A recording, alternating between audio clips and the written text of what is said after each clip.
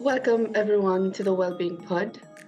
For this month, we have with us Alan Stuart, who's also one of our own working at Middlesex Hendon. And for today, the topic is going to be around suicide awareness. I'm going to talk a little bit more about this. Without further ado, I'll let Alan maybe introduce himself and maybe tell us a little bit about himself, his background, and what he does. Welcome, Alan. Right. Thank you very much, Davisha. Thank you for inviting me onto the podcast. My name is Alan Stuart. I am currently the Director for Careers and Employability at Middlesex University at the London campus.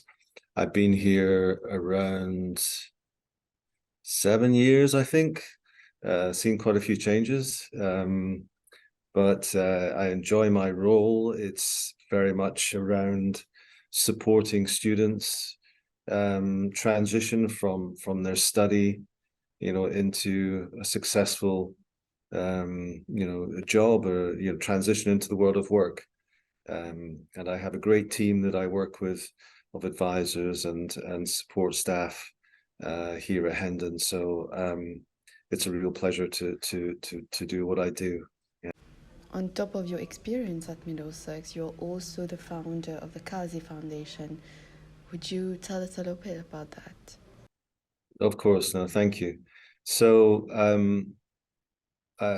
we have two children. Our daughter Cyan, who's now 28, and our son Cal, who sadly passed away in January 2021. He took his own life by suicide. So as a family, as a father, and his mother Juliet and his sister Cyan, we were deeply impacted by Cal passing. We were a very, very close family. We used to be a super tight-knit four of us, did everything together. And I would have to say that Cal, as well as being my son, was my best friend and continues to this day to be my hero. He was such a bright spirit to anyone who met him, even for the most fleeting of moments. And he had this quite unique ability to lift people's spirit and elevate their self-worth and make them just feel at ease and comfortable. There was something about his smile that no one else seems to be able to replicate. It would brighten up a room anywhere. But he did suffer from depression and anxiety, certainly in the latter, years leading up to his death by suicide. And this was just coming out of the pandemic as well. And two of his close friends had already taken their life in the previous 18 months. So that really impacted Cal. He was someone who others went to for support, and others went to kind of talk. And he did that with many people. He was the support mechanism for so many people, including those two friends. So that impacted him really quite badly. And we noticed that.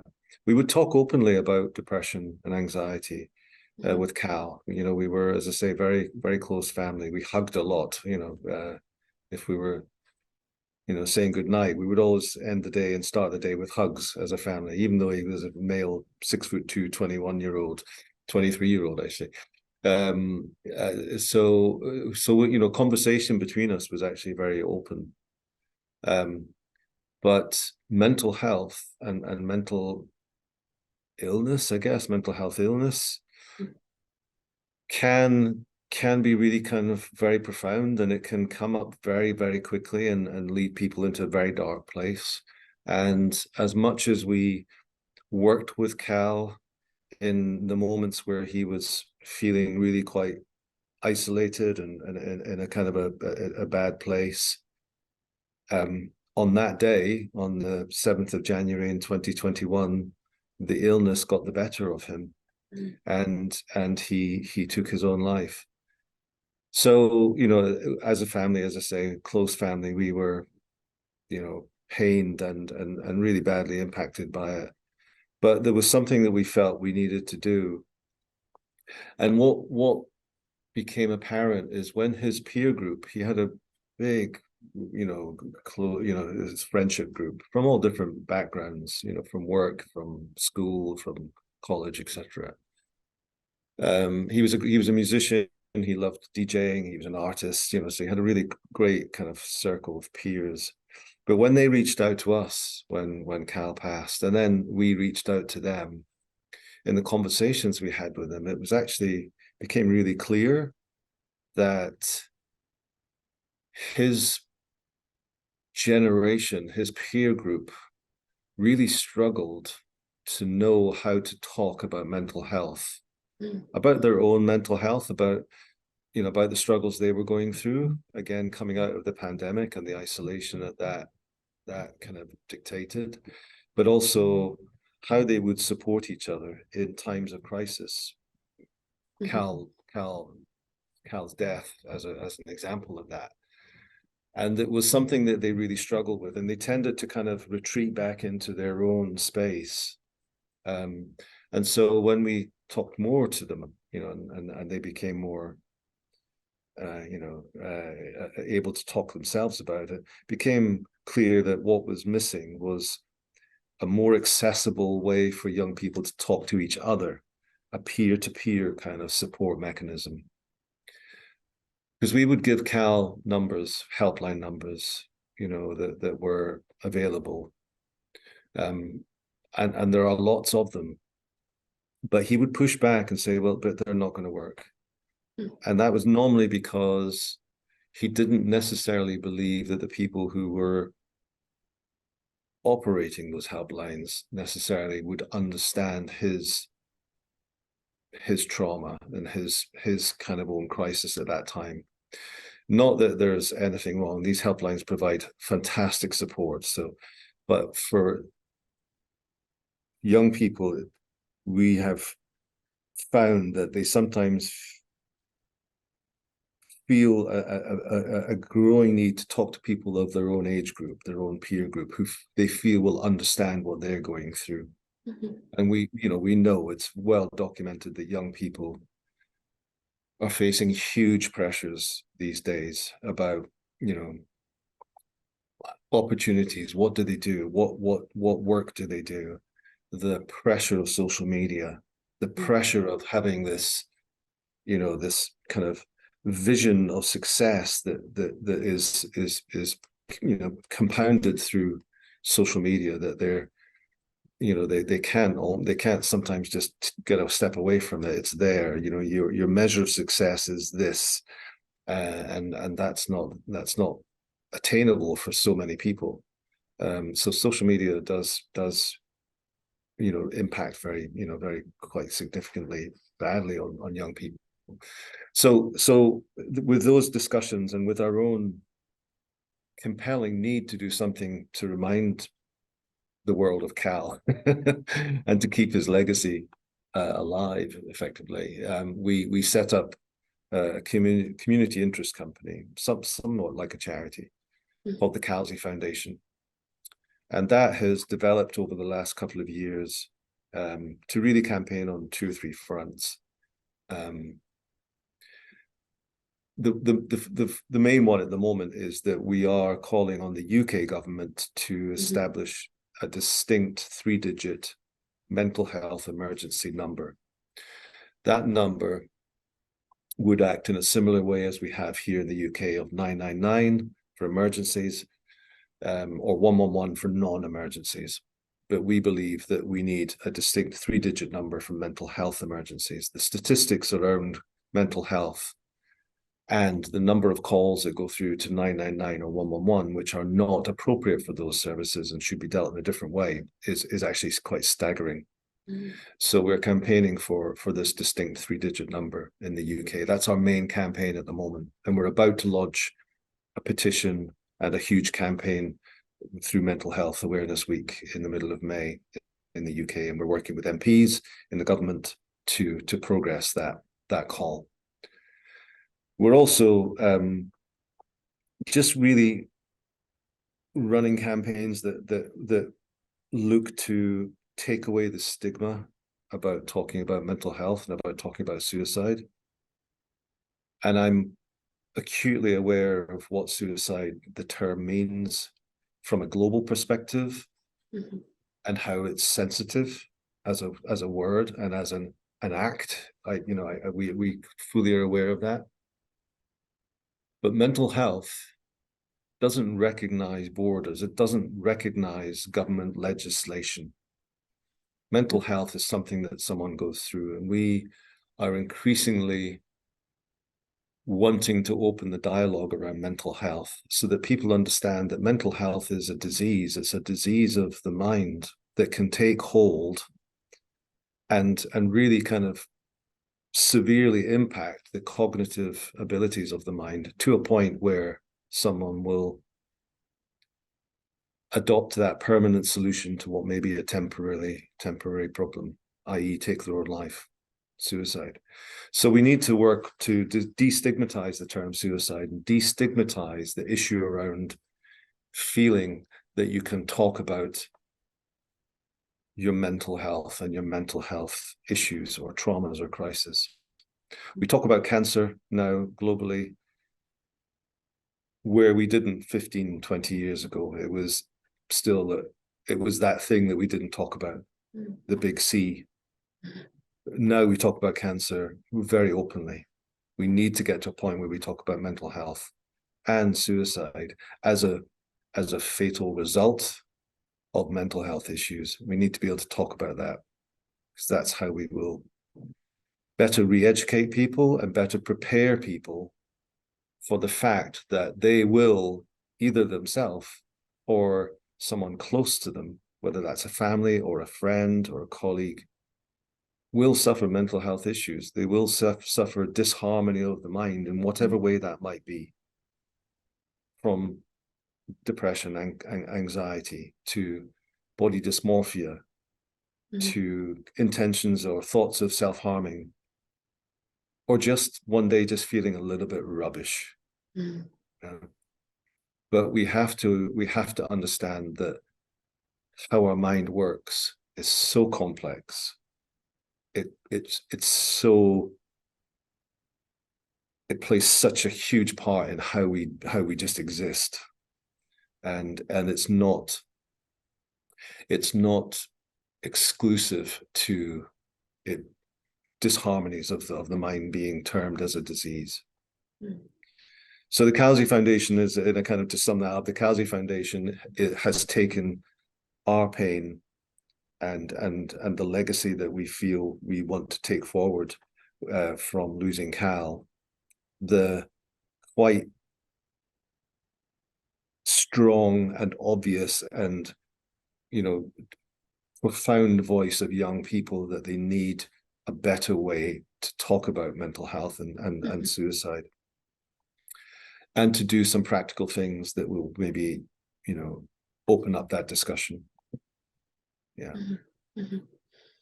I actually looked through your various campaigns through the website, and it's impressive work that's been going on with the different people back in the UK, and looking at maybe the peer-to-peer support. And here in Mauritius, the context is a little bit different. We haven't reached to a point where we openly talk about it. It's still very much a taboo. It's still criminalized as well. So the support around it itself is fuzzy. Of course, we have mental health professionals addressing it on a one-to-one basis. Individually, when people reach out, support will be given there. So there's a little bit of hope still. But we have such a long way to go when it comes to bringing the awareness, understanding, demystifying suicide itself, so that people understand how a person reaches to the point where seeing hope for tomorrow is like, we don't see any hope for tomorrow. So we're trying, each one of us trying to do a little bit of effort on our side, individually. But I think what needs to be done at this point would be bringing efforts together and kind of working together towards something more tangible, and that will be impactful as well. Yeah. So your initiatives actually kind of inspire us at Middlesex level. Honestly, we want to bring something for our students to start with, and then maybe get it bigger for Middlesex, for Mauritius, sorry. But that peer-to-peer support, it's something very important. You did mention it. Students, young people are able to relate to people of the same age going through the same struggles as them. So if you were to give us maybe a little background of how it works back in the UK, of how does the peer-to-peer support work at this point? Sure. So just to be clear, the Calzy Foundation doesn't run and offer the support itself, because there are organizations better placed, you know, who have the capacity and the resources to run peer-to-peer support. What we do with the Calzy Foundation is we have a youth board, and that youth board is what drives the Calzy Foundation. And again, it stems from what I said earlier about Cal's peer group, that they needed a voice. They needed somewhere where they could shout, look, we need to be able to talk to our own generation who relate to us about how we feel. We need to feel with that community. So the youth board is really what drives the Calzy Foundation. And so we've already done some research around what does a good peer group look like, you know, in the context of where there may be young people who are possibly suffering the impact of peer suicide, someone in their peer group who's taken their own life as a starting point, possibly. And again, you know, it really needs to be a safe space, a trusted space, where there are no judgments. There are no judgments about what people do, their background, the diversity, the inclusion of a peer-to-peer group is really important. And sometimes this needs to be a space to just be able to talk, you know, without it being necessarily enveloped in we're just here to talk about suicide, or we're just here to talk about how bad you're feeling. The conversation needs to really be quite open, because young people will, if they feel comfortable in that peer group, will start to open up once they feel that sense of trust and confidence. So there are some great examples, you know, around in peer groups, and in Belfast, there's in Ireland, there's a great one called the Lighthouse. I think it's called the Lighthouse Project, and they work particularly with young males, and young males, and well, actually males across a kind of a wider age group are significantly at higher risk of suicide than female. That's sadly a statistic that is increasing, and males generally find it harder to open up about their mental health. It's just not something we're generally brought up to do. It's like, hey, I'm okay, you know. It's like, did you watch the football last night? But given the space, I think there is now a change where it's a safe space, where they can see that there are people that they can relate to, who are there to share, if appropriate, similar stories of depression or anxiety, or just feeling, you know, not great. I think people are starting to open up a little bit more. So peer groups, you know, they vary in how, you know, in the UK we have peer groups that are run through local authorities and councils, and through sort of government local authorities. We have private kind of support networks that have peer groups, and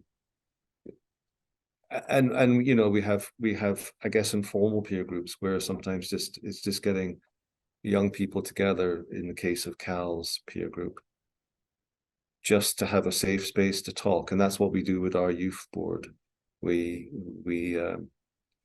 when we have the meetings with the youth board, it's as much an opportunity for them just to share how they're feeling, you know, about each other, about their particular circumstances. It's also worth mentioning that the Calzy Foundation, we run free mental health first response training for young adults between 18 and 30. who are either aware of their own, vulnerabilities around their own mental health, and are also looking to be able to be a support for their peer group. So the mental health first response training gives them the tools and the resources to be able to look out for their peer group, whether that's in the workspace or as a student or in a friendship group.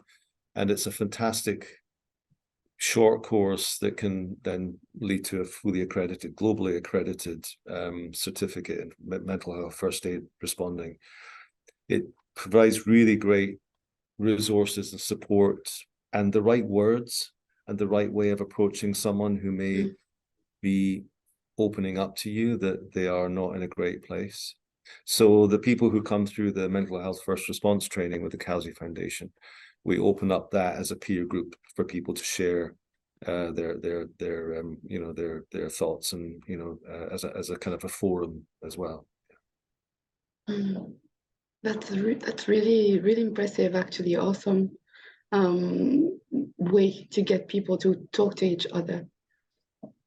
Yeah, it's important. Everything that we do, is about encouraging people to open up, to talk. There's a common saying, a problem shared is a problem halved.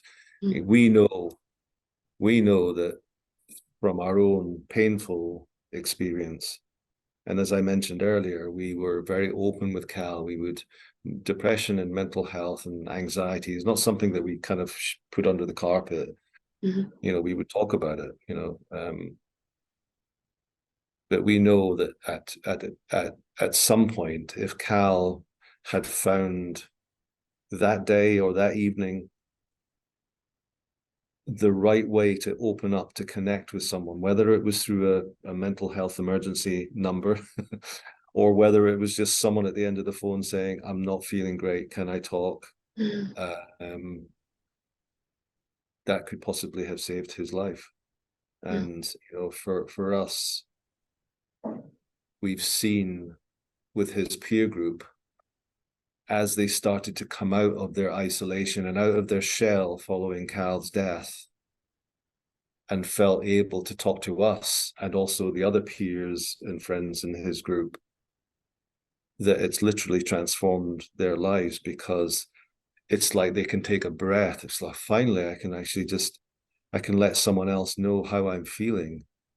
And they're not gonna chastise me. They're not gonna say, "Well, that's something we don't talk about."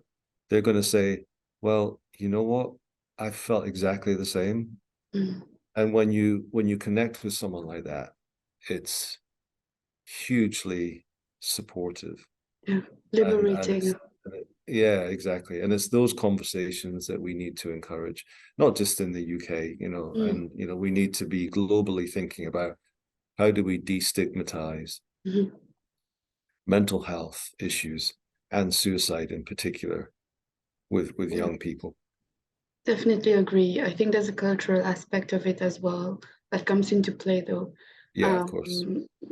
When we talk about it, and some people would maybe, if you start saying something about concerning suicide, or even that you may be thinking about it, sometimes in some cultures, of course, not all. I know in Mauritius, for example, it could be like that sometimes, where people would shut you down in a way. They would tell you, no, you shouldn't be feeling like that. Everything's going to be okay. So a rather maybe dismissive language towards the pain that someone is going through. And at that particular point, someone may feel that their feelings are not validated, the pain, struggles are not validated, and they start questioning that whole process of, maybe what I'm going through is not a valid point for me to have those thoughts or things like that. So no, you're absolutely right. The worst thing that can be said to someone who's pulled enough courage from a very dark place to say, I'm not feeling great. The worst thing anyone can say is, well, pull yourself together, or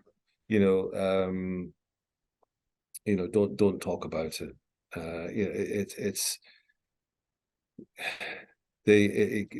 Feeling like that can really pull you into a very dark space of feeling isolated. Your confidence is gone, and the slightest kind of, if we try to fix it, You know, if you just come along, I'm going to fix you.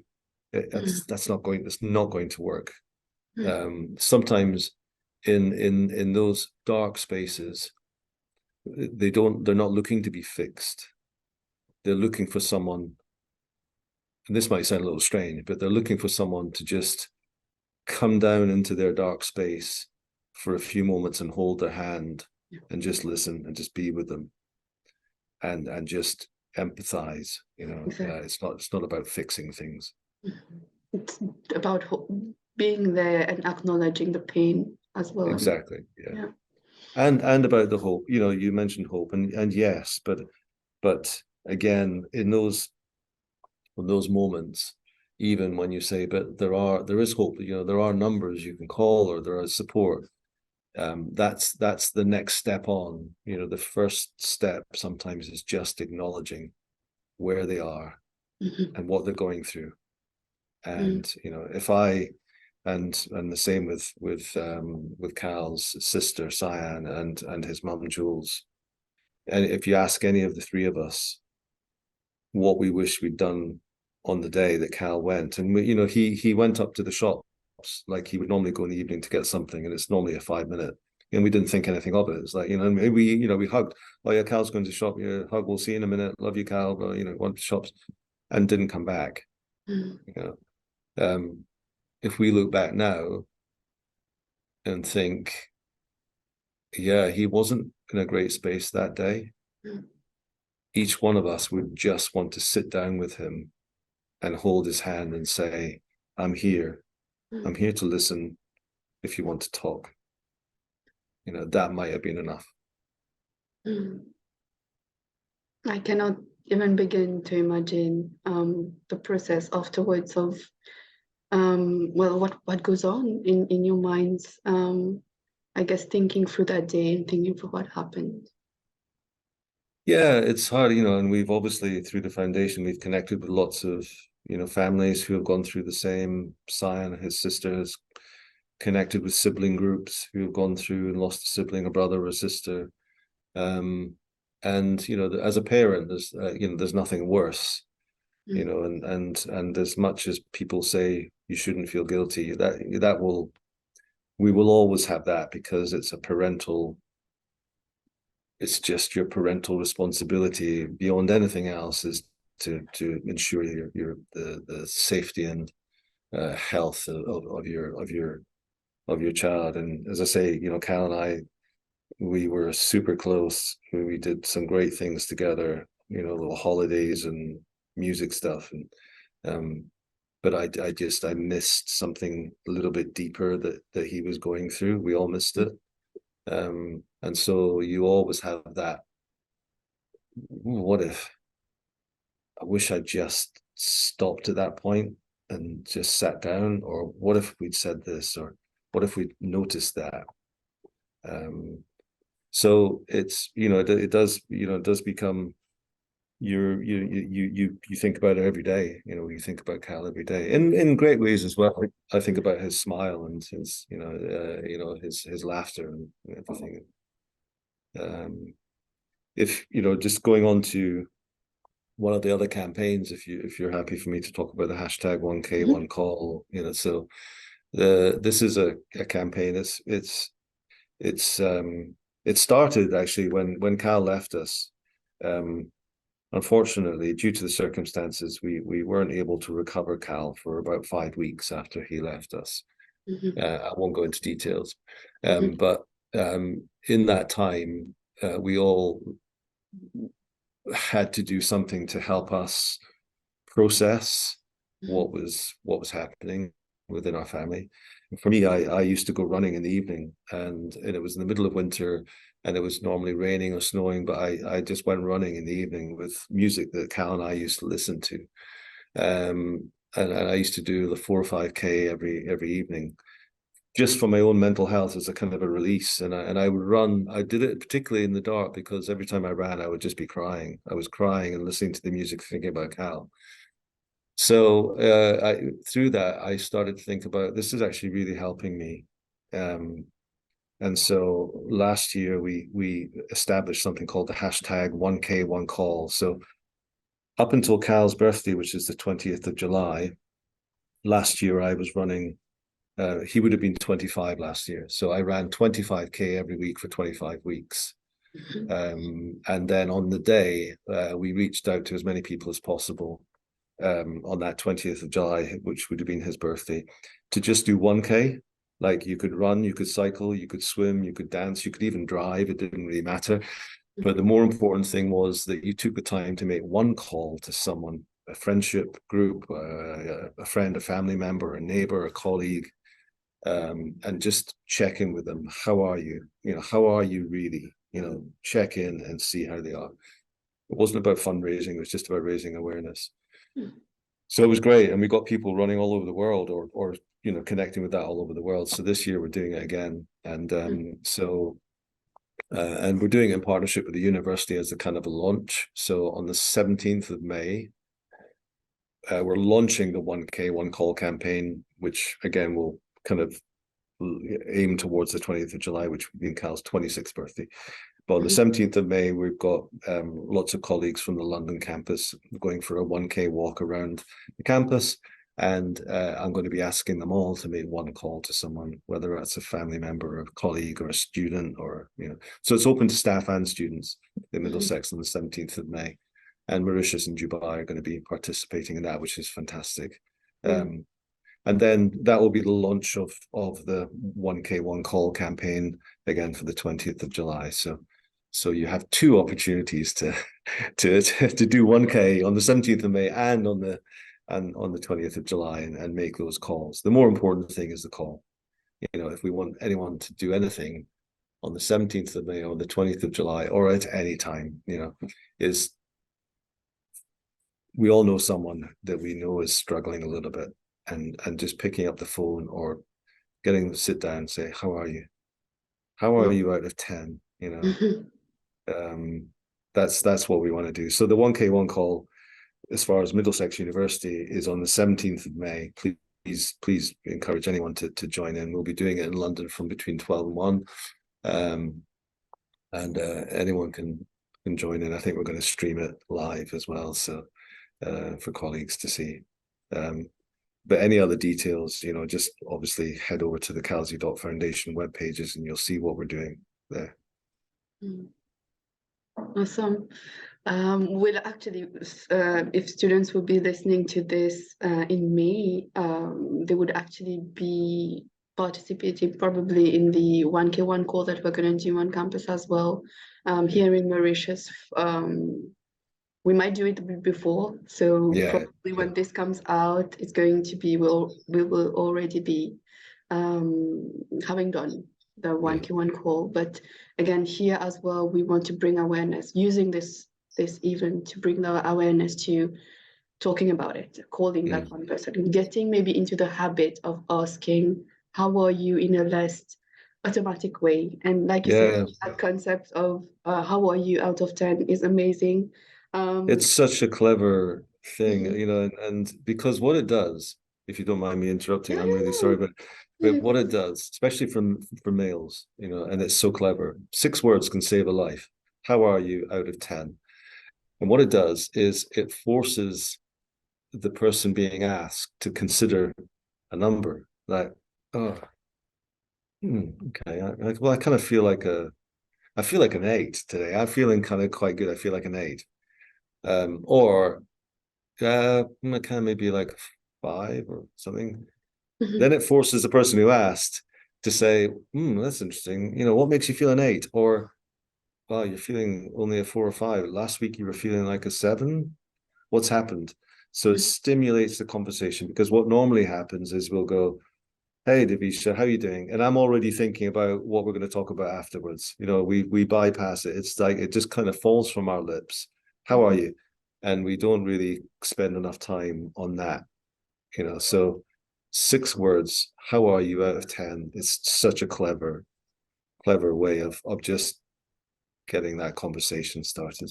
Definitely having more meaningful conversation about mental health. It's so basic, but I actually used it because I remember this last time in a meeting that I heard about it, and I used it on some colleagues to just, and we started having conversations about it. So I would actually encourage anyone listening to this to ask someone, next person you talk to, ask them how they are out of 10. Yeah, great. Okay, moving on maybe to one last bit. So I think you mentioned as well that there are courses on mental health first response, and maybe what is it that can help young people to have conversations about mental health, have open conversations, or maybe have specific ways to encourage the peers to talk to them. So what would you maybe give as wisdom, piece of wisdom or tips for young people, for our students to start engaging in these conversations? Maybe if they don't necessarily have access to the course right now, but to start Yes. having open conversations. Well, I think those 6 words, how are you out of 10, is a great starting point. You know, and it doesn't always need to be in a serious way. When we have those kind of peer group talks here, and you know, we work with an organization here that called Talk Club that starts off all of the peer group sessions with how are you out of 10. It's not always, you know, deadly serious. It's just a way of engaging the conversation. But I think what's important is for you to be aware of how your friends are, how your friendship group is, and particular those individuals, and what are the things you might notice are changing. For instance, do you find them being a little bit more isolated, a little bit more detached from what you would normally see them being doing, maybe in the class or participating in activities, or, you know, sitting down having a coffee or a tea, or, you know, whatever at lunch? Do they seem a little bit more detached, a little bit more quiet, reserved? Are there any habits that you know that they have, whether that's, you know, they go to the gym every evening at 7 o'clock, or every, you know, 3 times a week? Do you see things like that changing? Do you see the breaking of some of those habits happening? Do you see them changing maybe things like their diet, and maybe how their own looking after their own health? Anything that you can notice that just rings those little alarm bells that something's not right. And if you feel it's appropriate, just gently approach and say, hey, you know, I've noticed you know, a change. I noticed that you're not going to the gym, or I noticed that you're not joining in the conversations at the break time with us anymore. You kind of seem to be a little bit detached. Is everything okay? You know, what's going on? How are you? You know, I'm here to listen if you'd like. So, you know, I think that's really important. We sometimes tend to just think things are just going to carry on, and stuff, but actually just being a little bit more aware of those little signs that can maybe just give you a clue as to maybe I just need to reach out and open that talk. And as I say, it's really about being sensitive. It's not going into fix, you know. Don't force things. The most important thing is just to be there and acknowledge that someone might not be in a great place. And if they feel comfortable about telling you or giving you a little bit of insight as to why, then you can then take that conversation further. And just be aware of what the support services are that you can then refer to, or that you can then go to and say, look, I'm really worried about my friend. They really, you know, I haven't seen them for 2 or 3 days. They're not looking great. They look as if they're, you know, they're not, you know, they're not looking after themselves, or, you know, I haven't seen them down the gym, or I haven't seen them down at the coffee house, you know. Yeah, those are kind of the main things to look for. I think when we talk about suicides and to speak up, we generally will focus on the victims, or like the person who's struggling. But yeah, while raising awareness, it's also important to put emphasis on the people that support the group as well, that supports the person, because I think it's beautiful when someone notices that you're not well and approaches you or approaches support services to tell them that, okay, like you said, my friend is not okay. Can you please channel me on what to do? Or can you please help me check on that person? Yeah. So, and I think it takes a lot of courage as well and maybe it's a personal responsibility or like a social responsibility that we have as people to be aware of the people that are close to us around and to do something differently. Absolutely, because the impact of suicide is on friendship groups, on close friends and on family is sometimes too easily washed over. And it's all very easy for society to say, oh, okay, well, they'll get over it as a family, or they'll get over it as a friend. You've had the service, or you've had the memorial, you've had the first birthday that they would have had they still been here. Surely you must be okay now. Actually, that's not the case. Certainly as a family, but we know from Cal's friendship group that they still think about Cal every day, and they still are in pain at having lost him, and so there's so much that we can do just as a society, just by starting to open up and talk to each other, that can prevent, in many cases, someone getting to that point where they decide, sorry, the pain is too much. I don't want to be here. In most cases with suicide, to be perfectly honest, they don't want to go. But for them, it's the only option they have, because their mental pain is so profound that they can't see an alternative, and they don't want to hurt or be a incumbent on those around them, which is ironic, because those around them don't want anything else apart from them to be still here. Exactly. So it's so that conversation piece from very early years, to be honest, from school, we need to be talking about mental health the same way that we talk about physical health, in that it can be a disease. But afterwards, it's really important for that support for peers, for those who have been impacted by someone that they know taking their own life, as well as the family. So, there's a lot to do, a lot for us to do. Definitely agree on that. Yeah. As a parting message, maybe to end this session. So maybe to people who've been struggling lately, what would you tell them? The first thing is find the courage to reach out and just tell someone, hey, I'm not in a great place. I don't necessarily need you to come and fix me, but I just need to talk to someone. That's the most important thing that I would say, is that there is someone there.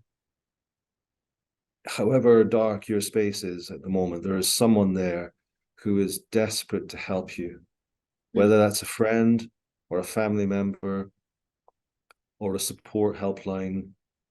There is someone there who can help you come through whatever you are going through, and that there is hope, and there is a path that you will find, that you will navigate with the support of others out of the dark space that you're in, however painful it may seem. But the way to unlock that is, as hard as it is to find the courage and the confidence to just open your mouth and say, I need help. And that has to be the first step. Thank you, Alan. Just as a reminder to students, to listeners, that we do have the Wellbeing service here at Middlesex University, Mauritius. If ever you're feeling like you just want to talk, basically. It doesn't have to be about suicide. It doesn't have to be about things that are more complex in nature. It's just probably something that you're going through right now, that you feel overwhelmed. Reach out. We are a service that doesn't judge, that's confidential, that's there to just, you want to come, chill, just have a conversation with someone. We are here for that. Thank you so much, Alan, for Thank you. telling us about your story today, about your experience, and such good work that you've been doing along with the young people in your foundation. It was really a pleasure to get to hear about you and the work you do. I'm sure we'll collaborate in the future as well on the same topic on raising awareness, because I'm really looking forward to our 3 campuses actually working together on these. Thank you, Davisha, and thank you for listening. I know it's a challenging subject, but we have to work together, particularly as a voice of young people globally. I'm not just talking about in the UK, but globally. As I mentioned earlier, mental health is not restricted by legislation or borders or frontiers. It's a very personal thing, and so we need to work collectively as a young generation globally to move the dial on being able to talk about it. So thank you for the opportunity, and I look forward to hearing as many of you or hearing about as many of you participating in the 1K1 call as possible. Thank you. Definitely.